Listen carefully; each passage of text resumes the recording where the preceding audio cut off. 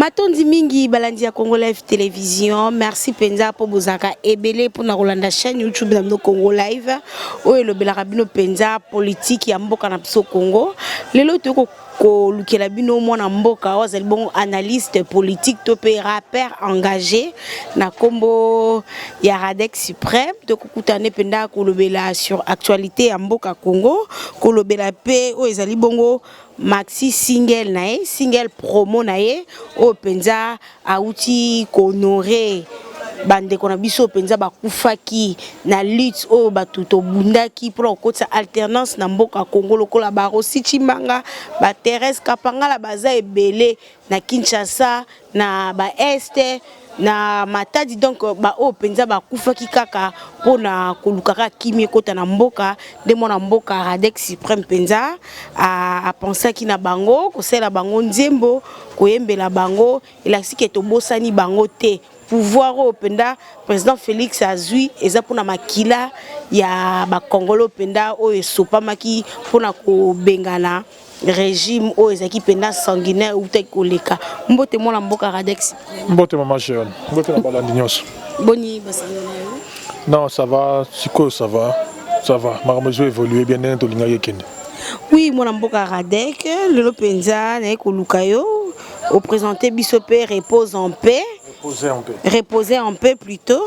O ezali single promo na yo o ndimi penza ko lela bande ko na biso ba kufi bazaki ebele loba na biso penza nzembo penza single ozaki basé penza na nini.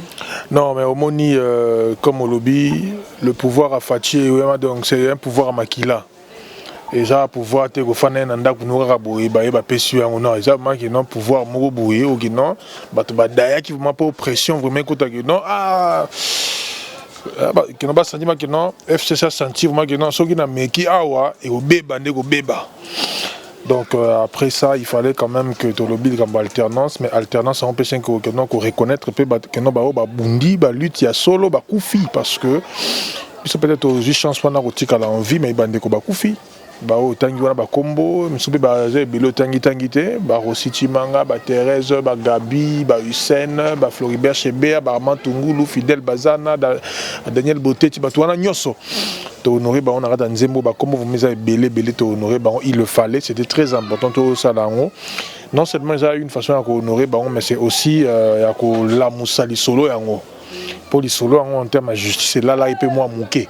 Et là, donc il a là qui, ceux qui remarqué bien, ceux qui remarqué bien, pendant que nous avons bêta na ba chaîne, na ba écran belé, ba mouvement citoyen belé la mouki, ba comme que test pression na mamba aussi, na mamba Thérèse, ba ni pour que nous ba dossier la mouka. Donc le calcul na biso là qui bon. Ça tu auras la chance parce que tu auras ba visionnaire, na radio na vision, sur na bêtine dans la vision, na bois qui boue. Et au pays ça va retomber boy. Voilà, c'était une mission na biso pe yango la ko rêver ba dossier tout et sont sur table ba traiter yango parce que nous estimons que c'est l'alternance donc alternance c'est que même la haute justice puisque la justice a beaucoup il faut reconnaître les alliés corrompus les alliés c'est donc il y a une justice de la honte. Nous espérons qu'on a Félix Antoine Tshisekedi Ninga Zawana. On dit toujours qu'il n'y a pas de mauvaises troupes, il n'y a que de mauvais chefs. Bien qu'à ça otage il y a FCC cash accord Wana, deal Wana, mais avec une bonne volonté politique, sa détermination à s'imposer en tant que chef, on est sûr qu'il y aura une solution quoi. Donc ma pensée que Mingi pas dans la famille des victimes, au Bazana Kanda Wana Tisikoyo, et surtout ça fait très mal de voir le président de la République lorsqu'il met la champagne, na batneti bakabila Wana, ça énerve. Ça énerve beaucoup de gens et voir des gens festoyer comme ça la champagne. Kasi balobi image wana o ya champagne wana ezali été réunion dernière réunion au penza bakutana ki na président sortant pour na kolobela ka matali sorti ya gouvernement yango ba sepela ki yango eleka ki malamu nde ba meka ko tombola mo champagne. C'est ça mais il y a du champagne à boire mais il y a pas de l'argent pour faire un monument mausolée pour Nabatouana. C'est même ça le combat Nabiso. C'est-à-dire, nous voulons présenter au président de la République Disco, déjà, moins nombre à bateau déjà. On est en train de penser tout à réellement le président de la République et puis le faire comprendre qu'il est grand temps que le dossier soit là, le corps naïd, oui, donc, ça corps Luc Nkouloula, Nengazika, donc Massoula, nous faisons sur la table. Et moi, je pense que c'est quand même énervant. Moi, franchement, c'est pas l'image non seulement à partir de Benga et partenaire, ça m'avait énervé, mais bon, on a deuxième mouké, mais voir encore que Champagne Zomilama et Batouba Koufa et le dictateur, le sanguinaire, Ntabouma en face nayo, c'est quand même énervant. Oui, moi Mboka Radek Suprême sikoyo single ango ici ebimi ba ozali ko tekango ou bien ozali ko kabelango gratuitement. Non, na te moni disco tozolinga, nous sommes en train de chercher assez de moyens pour to kabola on a ba na mboka moni la musique na Congo eza eloko moko boye pour véhiculer le message il faut ndouler. Alors nous avons pensé tout ça lango moins nombre moko ebele. On a déjà quelque chose comme 100 copies.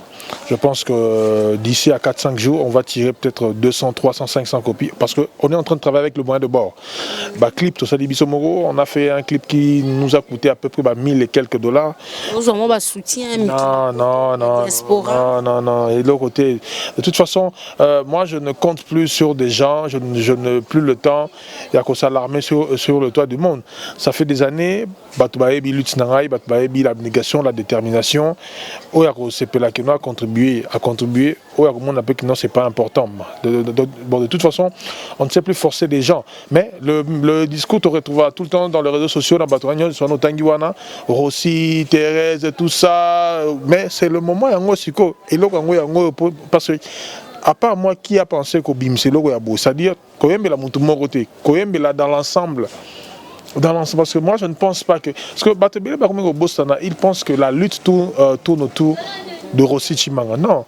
Il y a aussi Papi Chisora Bali, Armand Tungulu Bali, grand guerrier Rossi Chimanga à côté le maté. Bazali, Bazana Bango. Alors moi je me suis dit, Toko honorer Moutoumorote c'est de l'injustice. Il faut honorer Bango Nyos. Donc moi je pense que, moi s'il y a Floribert, Chébé, si il y a qui disco à Rosepel. Moi, si il y a Papi Chiswara, moi, c'est Armand Tungul, parce que tu représentes Bango tout n'arrête locaux, tu immortaliser Bango. Parlons de soutien. Moi, un peu pas si. Dès qu'on a Congolais partout dans le monde, Balingi lutte et avancé, lutte ou avancé. On peut pleurer sur tous les toits du monde, mais tu vas avancer parce que dans notre communauté, il y a de la haine. La jalousie, Koboya Mouto avancé, Koboya soutenir œuvre pour trouver noble.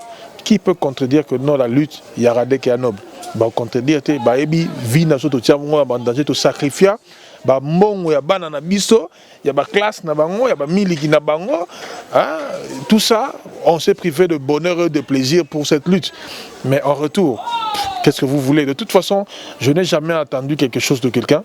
Ce qui est, c'est vraiment louable. Mais bon, je peux compter sur Batunanga Tiba, président Jules Makof, on arrête Allemagne, à Zalaranangaï. Donc, Batika la Charangaïté. Nako Mata, Nako Kweya, Nako Zonga, c'est quoi en forme sous. Ils ne m'ont jamais abandonné. Voilà des gens fidèles. Pourquoi pas Georges Tamboué de Snake, le King Georges Tamboué, Nakata UK. Voilà des gens où moi je trouve que quel que soit l'Ikamouneni, quelle que soit tendance Nangaï, Batala raté, ou Azam Pro Cash, ou Azam Pro la Mouka, ou Azam Batala Kunate, non, c'est d'abord la lutte qui est noble. Ma tendance, ma sentiment, tout ça. Je faut remarquer bien à un certain moment, à Toyi DPS, c'est retiré vu que Naomara trop, n'a pas la vérité, mais bon, comment attaquer mon dans ce trou bendagne.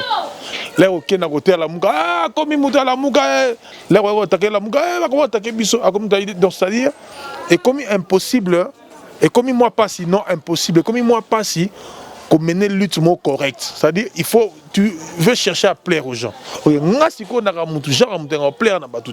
préfère que nous bloquer tout ce que vous. Tu sais, il y a un combattant à Paris, Bruxelles. Maman Ali qui sur le terrain, vraiment, affronter ce sont des périls. Mais parce que Ali qui t'a boycotté, les fétiches, tout ça va combattre, va bloquer systématique. Il faut aussi ça. Mais ok, tu comprends que les réseaux sociaux, terrain. Quel est le bélo qui font le buzz sur les réseaux sociaux? Na kin balegata na TV mokote. Imagine-toi que au moni bolingo tozana mbongo oyo sombela mwana na ngai lipa miliki tonini. Mais na zuna tena na clip ça a coûté de l'argent. Ba clip ele kana TV sur plus de 10 chaînes télévisées. 10 chaînes de télévision. 5 y a radio, ça fait que tu sais ça coûte combien par chaîne? Je dépense, je continue de dépenser, mais je n'en pleure pas pour autant. C'est ma part. Je dois apporter par Nangaï, Pierre Nangaï, Nakata lutte.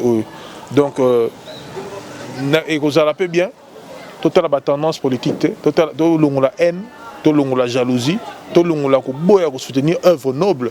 Au lieu de tout le temps dans les réseaux sociaux, Gabi, Hussein, Armand Tungulu, œuvre Yangoy. Reposer un peu, œuvre Yangoyo, pour soutenir. Vous soutenir parce que dans le cimetière, tu as un bâtiment cimetière, œuvre vraiment, il y a retourné dans le cimetière, accordé. Oui, moi l'amboka radek tout côté na actualité na biso penza ezoni nsambo bongo mboka na biso Congo mikoleleka ki penda chef de l'état to mona ki akita ki penza sur terrain ça qui rend ya ba travaux o bali ko benga bongo saute des moutons o ezana pona esunga biso na ba jour ko ya ba embouteillage si la kase koma ki sou likama pona biso ba congolais ba embouteillage monstre na ville ya Kinshasa soko zangi pena mbongo moto donc au Kangami à 2 heures du temps. Lobby peut tout le monde qui chef de l'État a qui bon on a ouverture, il y a forum, il y a vaccination, de l'éradication, paix poliomyélite. Autre qui est malade, il y a beaucoup pendez aliko baby saba na biso tout le monde pendant chef de l'État à côté na makanini na maïnyoso président Félix Azaliko ça. Non mais boyebi a tout bayebi moi ma position dans le lobby ngana ramuta eu des pestes na be mutaka acheter mais mon soutien ali que non le soutien na ali Fatia sala musala monana parce que ça dépend de la vie de nos enfants, de nous-mêmes, la situation na biso donc na ko sambela teke père namno a échoué Ezaki Ndoki. Donc mais seulement si je peux dire quelque chose Ali dans le sens que bah voyage belé ça nous coûte un peu trop na caisse à l'État na caisse à l'État na budget à présidence. On a ouï dire que le budget président c'est très rare et consommer on a évité ceux qui va conseiller là autour dans les commissions dans la bango va conseiller bien pour voyager bango parce que voyage on est dans bateau ba lire simanango et à cop mobimba et à cop et à ma cop mais j'aurais aimé que le président Fatia Fanda sur le terrain à mes travail ce qu'il est en train de faire est déjà louable. C'est déjà louable, nous encourageons, nous soutenons, mais nous voulons encore plus. Et aussi que le gouvernement Bimanori, parce que le pays ne peut pas marcher dans le tamboulé. C'est-à-dire, c'est la présidence qui fait tout. C'est la présidence qui contrôle les factures, c'est la présidence qui financie ça. Non, on ne sait pas faire les choses comme ça. Je ne sais pas si ça plaît à certaines personnes dans la présidence, mais on ne peut pas continuer à fonctionner comme ça. Et ça aussi, il faut le dire, c'est la conséquence, il y a FCC Cash, dit Luana. Donc on attend à sortir un gouvernement qui peine à sortir, les autres veulent des ministères régaliens, M. Balobito au PSAT, M. Souboué, voilà, ce sont des négociations. Nous sommes au 7e mois aujourd'hui, le peuple est impatient, parce que mesure de grâce et aux terre. Pour Fati, il n'y aura pas de mesure de grâce. Oui, Bisso, on a été des donneurs de leçons à Kabila. Maintenant, là, il n'y a pas de mesure de grâce. Hein. Il faut travailler. Il ne faut pas que notre discours, oh non, vous voyez, oh non, vous voyez. Classe Péningezonga, bientôt, c'est la gratuité de l'enseignement. Et Fati a promis. Donc, il faut respecter les promesses. Les promesses électorales doivent être tenues. Oui, moi, Namboka, kasi tomonyo peno ekolela na mematali sortir un nouveau gouvernement. Kasi babi eza bloqué. bloqué pour bayi FCC balingi penda ba ministère clé kasi ba ministère clé on ba ko tia batia kaka bato bayibi babomi mboka yango pe président lobi ata to beta une année sans gouvernement malamo baya na bato asika renouvellement ya nouvelle classe politique il faut pesalat ya te ke bato balie mingi ngona ka bazonga na gouvernement po mboka ezalaka toujours un échec. Non, mais en signant accord wana il était au courant que non bah Faucon bah Zagagawana. C'est Fachi qui a sauvé le FCC. Le FCC était à la merci de la vindicte. Vous savez, c'est M. Fachi qui a sauvé le FCC de la vindicte populaire. Parce que le peuple voulait vraiment se venger. Le peuple voulait vraiment en finir avec M. Kabila et sa bande. Heureusement que, ou bien malheureusement pour le peuple, a sauvé Bango, a sauvé Batouana. Et nous, forcément, on veut savoir ce qu'il y a dans ce deal-là, accord Wana FCC cash, puisque ça commence à prendre un peu trop de temps. Et quand le perdant commence à exiger un peu trop du gouvernement, on se pose beaucoup de questions aussi. Mais il faut reconnaître aussi que le poids politique, c'est aussi le poids législatif. Donc le FCC, dans la logique, Azana, député Ebele. Donc, Azana, député Ebele, sénateur Ebele, donc il contrôle même gouverneur Ebele. Donc, forcément, il y a une la poids politique. Donc, il y a un qui en début d'émission, Fachi a un peu le main lié. Il peut avoir des ambitions bonnes, des intentions bonnes, et il peut avoir des ambitions, mais il sera un peu bloqué parce que l'autorité morale à FCC, à Sovaki, à Zawana, il dicte les règles du jeu. Et ma seule crainte, il a dit que non. Le gouvernement qui est au-delà d'une année. Oui, ici, ce n'est pas la Belgique, comme on dit. La Belgique, ça là 2 ans, il n'y avait pas de gouvernement. Mais ici, c'est un autre contexte. Et puis, la Belgique est plus organisée que nous. Nous sommes un pays en voie de développement. Je ne sais pas comment on peut dire ça, émergent ou en voie de développement, je ne sais pas trop. Mais la Belgique, c'est un pays développé. Ce n'est pas comme nous. Et puis, là-bas, il y a du sérieux. Il y a du sérieux. Aujourd'hui, c'est la question que je me pose. Mais lorsque la présidente de la République, Azo Salaba, dépense Wana, le président de la République, normalement, Azar est dévable au Parlement. Donc, député, donc, les députés, tourner l'autre côté. En fait, Azar devoir bango compter. Alors, nous posons la question, parce que normalement, c'est le Parlement. Moutou est contrôleur. On a tout ça. Maintenant, le président ne rend pas de compte dans le Parlement. Bon, à courant de compte n'est pas dingue. Et pas de câble. Si ko yo wali koloba ete bayi FCC ba osenga penza mingi kasi Radex suprême bango ba na libala yo ndimi ozai kolika ete libala ne kufa pote baza penda ba sala penda pression te na kosenga ba ministère ebele na gouvernement. Non, mais moi je me suis toujours dit, libala wana tout le monde a la même importance dans la société. Et puis sur la DB bien ba militant il y a ces d'accord dans le mariage. Ils allaient mingi entre les cadres, les hauts cadres. Je ne sais pas comment ça fonctionne, mais les militants, comme un peu nerveux. Donc, IDPS, béret rouge et les combattants, et comme un peu guerre.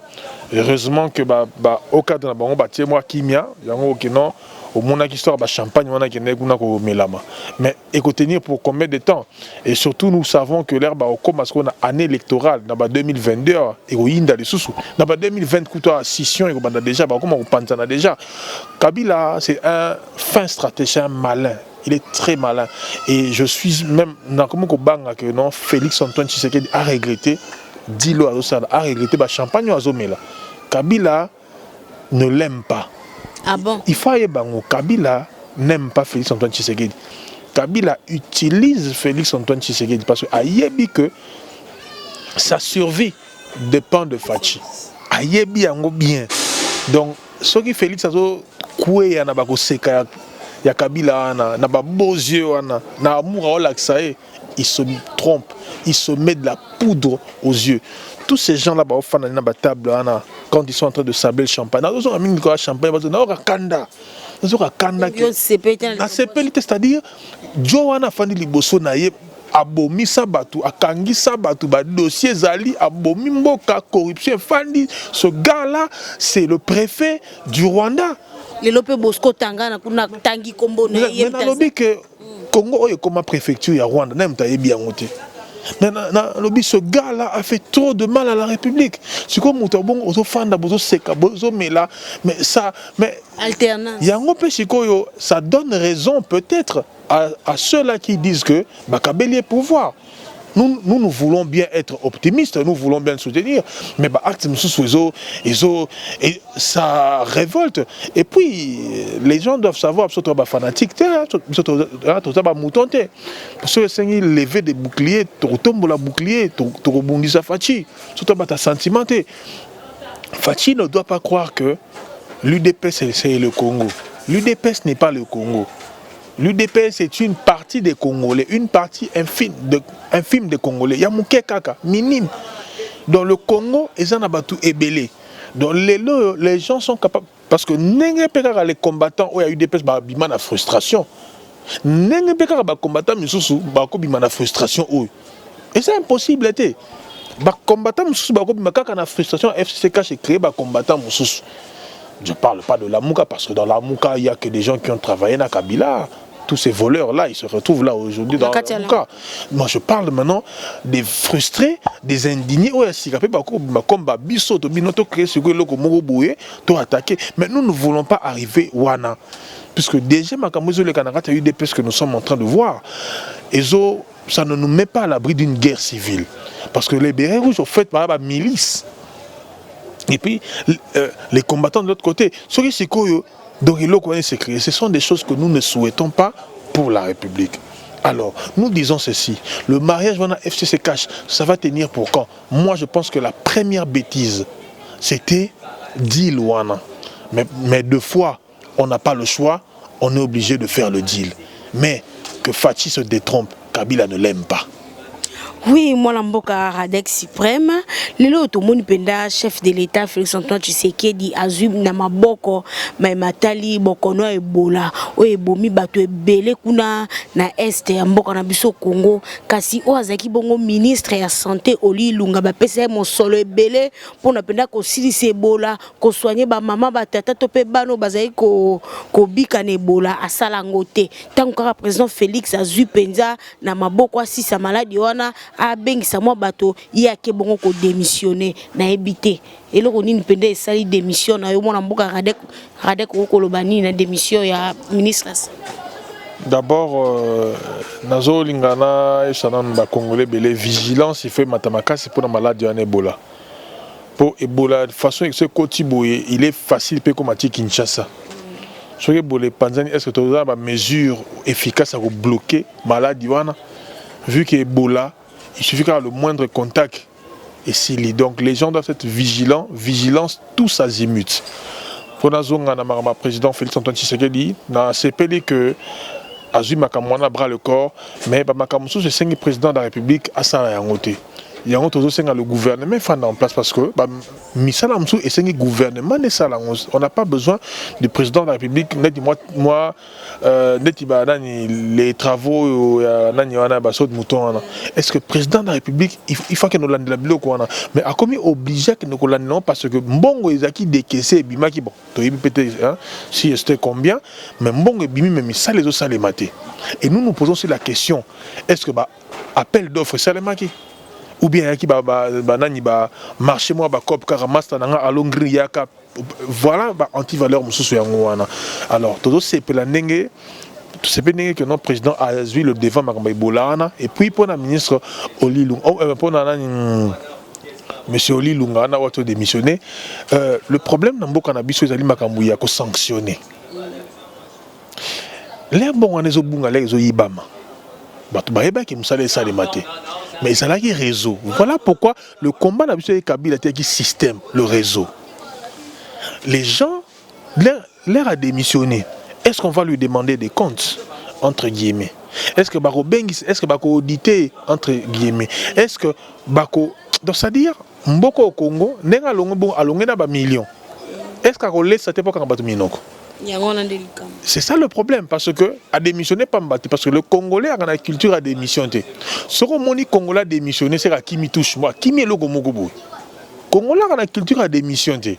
soka ata baby sinabi combien ba baby sia même dans le football ba belé ba Constant Mario ata que non ata ko démissionner mais pas démissionner pourquoi mais soka salé logo moko bo mo touche yango a ko démissionner mbango c'est comme ça bien qu'il ne donne jamais de résultats na banda foot et bandit il y a pas de résultats donc là c'était juste un exemple donc pendant ozonga la mesoli lunga moi je pense que président de la République ndenga ndi miasa na makamunyoso ba bengisa ba yoka mutu wana pour na monnaie que le président comme kangana ba roulage dans nzela tracasserie ça prouve que il a envie de faire mais qui va accompagner il fallait FCC cash na bango ya ko accompagner mais FCC cash peut se est bloqué on ne sait pas mettre qui il faut à la place qu'il faut c'est ça le problème le président est obligé de tout faire toko bundanga ina ya ko kabula sobiso moins que non toko avancer bon dans la République. Oui, moi namboka radek tukumu pousa moke lelo penza mo papa na biso ya ville ya Kinshasa Gentili Ngobila a payé mon solo 17 millions de francs congolais, 10 000 $ pour la bourgmestre à toutes les 24 communes ba meka penza ko assainir ba commune na biso kasi ba gouverneur na 10 000 $ ane ko simba il fallait te balongola bango toke na élection ba bimisa sika na sima ba pesa bango ba 10 000 po ba o ba su ba 10 000 $ ka bango nde ba bomi ba commune na biso bango na peka ba zimbongo est-ce que ba ko sim e ko simba penda na ko bongisa ba commune na biso. Bon d'abord na ngelo ba ndenge Gentili Ngobila kota ki fallait toyeba non bilan ya André Kimbuta toyebi non bilan André Kimbuta te André Kimbuta tiki combien na caisse to yebité ba 10 000 wana kaboleli bango e uti to yebité to longwa na étape oyo ya ko pesa ba cadeau ou bien ko pesa ba mbongo kaka boiso donc e uti likole ko epou non to longwa étape wana moi j'aurais d'abord voulu to banana na ko auditer André Kimbuta ba auditer ba yebi combien kotaki combien bungi combien kotaki combien bimi combien bungi. Pamé pe ko na ko la mama DGR kawana après makamwa parce 10 000 $. Ce qui commune na commune et s'organiser bien 10 000 $ ya muke pour une commune ya yemoko nan. Voilà. Bambo voilà mon exemple peut que ya malamu. Bambo ba ticket na ba wenze ekendaka wapi. To kana ba parking na parking a barré na barré de bus ba parking wana. Ba bella kana ba chargeur wana. Mbongo bimaka. Bambo wana ekendaka wapi. Au moins mboka oyo potentialité à ma casse ba recette ezali éparpillée ça profite na batu moko même la police tout le monde a la police ce ka ba canaliser ba mbongo ba plainte wana na mbongo ba manque transactionnel obi combien échappe na caisse à l'état ce ka lelo ba lobi ba bancariser la police ba mbongo wana tout ekota mutawana idée na ba roboma parce que elle laisse ka batu mbongo parce que obi combien ba major ba liaka ba colonel ba liaka ba généraux ba liaka na cop wana parce que yango mona ke ba linga ko bancariser makamwate ba plainte na ba amende pour ça c'est ngana dit que non na plainte je fais nani na ke ko futa na banque amende peut ko futa na banque au mona que non ba mbele ko changer mais la police yango que non na obi tozongi siko na makambo ya ba wende ba tax wana lelo so ba tokomi ko landela marque non on libo pesa bongo ba ticket chaque jour bo crédit moi ba caisse moko boye ba boire ba mbongo wana to ba répertorier ba message à combien na marché pour tu siko to bi nombre ba message na marché te faut to ba na ko ba nombre ba message na marché après ne siko to yebi bi ma combien pour to yebi nombre ba message na marché te ceux qui ont la 1000, ceux qui ont la 2000, non pas ticket. Bah magasin peut ça bon. Il y a un flou total. Combien André Kimbuta coûte ça durant des années? Combien Gentili Ngobila coûte ça to éviter? Combien ça le 10 000 $? Et ça faut là pour na 10 000 $, et ça faut là pour un gouverneur il y a ville de Kinshasa. Totika kotia batu la poudre aux yeux, totika mascarade, totika farce. Totika farce 10 000 $ pour une commune et ça rien même la peinture a pas maroté na banzela et kokate parce que biso to lingé ba poubelle ba toilette publique ba projet communautaire donc ba projet dans chaque commune Donc bah projet mon beau que non projet communautaire, c'est-à-dire chaque communauté pour créer un projet mon boé d'être d'un côté social, éducation, santé, vous comprenez? Chaque commune est autonomie na bango moko boé. C'est comme ça que le Congo va développer. Et ça que non gouverneur moko boé c'est vraiment du gros n'importe quoi. Oui, mon amboka, to comme bon suka, moi motu na suka ezali lelo penza FCC na moninga na bango to pe camarade na bango ba umela penza bikolo belé ba ti lukwebo oya kaboni bongo na famille politique ne FCC pour être autorité morale na bango Joseph Kabila Kabange abimisa ki penza Alexis Tambwe Mwamba azala bongo candidat na présidence à Sénat kasi ya boya ki yango yepe a postulé ki lobby déjà batika ki ba candidature na bango élection et ça les mabongo mokola les 27 na yebité ezali na onka G entre bati na FCC ba ko jouer ou bien bati penda abimi FCC pote a télémeli Alexis Tambwe Mwamba l'homme des sanctions ya makama ebele pour na rade ko koloba ina politique congolaise c'est la plus médiocre du monde et puis la politique congolaise la politique est dynamique les lots sont ni za na surtout longo na FCC ou cash c'est-à-dire versatilité comme ils n'ont permise. Donc prostitution comme ils n'ont permise en politique. Et puis Bahati Lukwebo, ate bébé li banguna, yangani nakati. Na osepé n'écoutez bébé la bango bien. Et puis je me pose la question. Congolais moi aligné Congo, est-ce qu'on s'est retrouvé dans ta FCC? Ba sanguinaire, ba pilleur, ba baby simboka ba corrompu. Ba falsificateur, ba faussaire. Sikoyo, li sanga wana. Oye kamusa ngai. Ba professeur d'université wana. Ba intellectuel ba tondi wana. Ba zo maele na bango nyonso. Ba tia na se po na kofuka milaka Kabila. Aussi au mona ndenge ba kendaka na kingakati. Le quoi molongo. Ba na classe kutu ba conseil, c'est-à-dire ba écolier docile. Donc quand l'autorité morale parle, donc bangotou amen. Amen. Donc abstention donc c'est-à-dire nani comment on a dit ça, comment on a kimingai, donc c'est-à-dire objection à la ratée. Objection à la ratée. Donc binotu il faut bon dire ma parole d'évangile, parole de l'autorité morale. Ça c'est comment des gens intelligents Bami kiti siti na niveau ya mutumo ba na niveau na bango te intellectuel. La force de l'argent. Ils ont accepté de trahir la République pour l'argent. Ils se sont compromis. Voilà la corruption. Kabila avait compris le Kouana. Le Congolais sont divisé, jette l'argent comme du grain. Congolais, l'homme politique congolais était Soso. Aroué les laïcs au Doda. Jette lui le pouvoir par terre. Le pouvoir c'est l'argent. Aroué au Doda. Toc.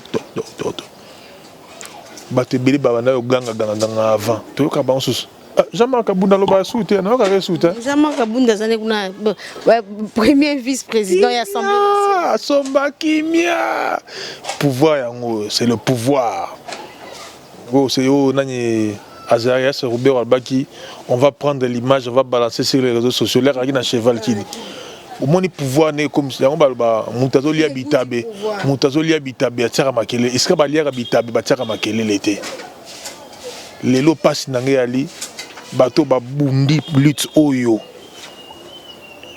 ba bundi bitumbo pour fachi comme président na makasi na été na makasi ya pression ba biso to tiaki bato batiaki tiaki c'est la somme des efforts des sacrifices des combattants pas seulement de l'UDPS mais des combattants de la liberté pour la cause des fatia comme les lois. Mais tala ce que les lois conseiller belé bazawana. Tala, mais quand tala un peu des gens qui ne savent rien de cette lutte. C'est-à-dire allo zapiaka, allo zapi. Avec une position y a tête tantôt la mouka. Na oui, est-ce que vous comprenez bien que ngai na problème na fachi. OK, réunion le 29. Ngai na problème te na fachi. Ngai na zo s'attaquer mingi na entourage na apparemment. Mais il faut payer moi comme la dimension que bato babunda ki baza. C'est-à-dire il faut quand même payer que non reconnaissance c'est là. reconnaissance il faut ezala eza na ndenga mabete tobundi bitumba tu ko ba poste te mais bitumbe bundami hein tout le monde a battu donc batu donc na bipo aux audience lelo et communicam mais beaucoup de bosser est facile on comprend aussi comme président de la République mais en étant président de la République il ne faut jamais oublier les épaules sur lesquelles au mataki poko ma président de la République c'est très important bisoto ba fanatique hein? Nous ne sommes pas des tribalistes, des fanatiques, des accompagnateurs des moutons. C'est ça, la pensée. Donc, libre penseur. Sur le sengi, chaud.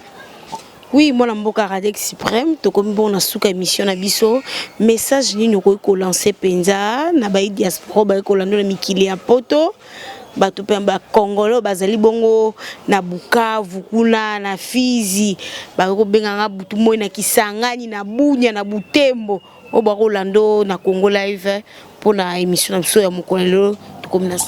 Non, ngana aussi un maximum de soutien na champ oyo reposer en paix.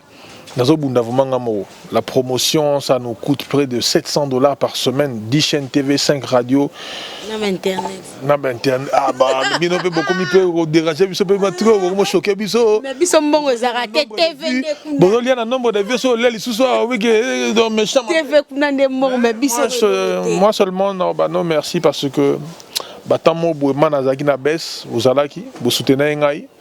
Donc, tout le monde a appelé malem, mais je sais que là, tu as ma place en haut, tu as Banarolia. Donc, je demande beaucoup de soutien à Eloko.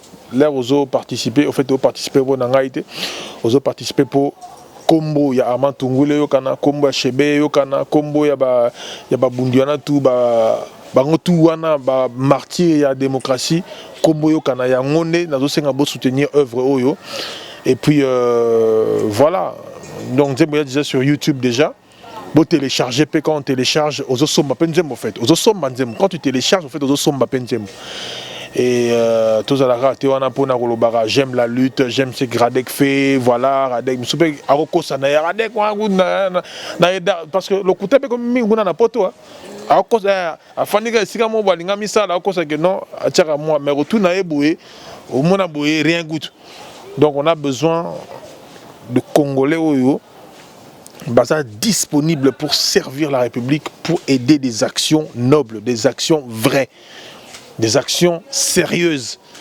Les lots Internet, des gens les ont fait croire que Bazana notoriété aura un terrain, mais ou l'an bien qui n'a les cartes na TV mon côté.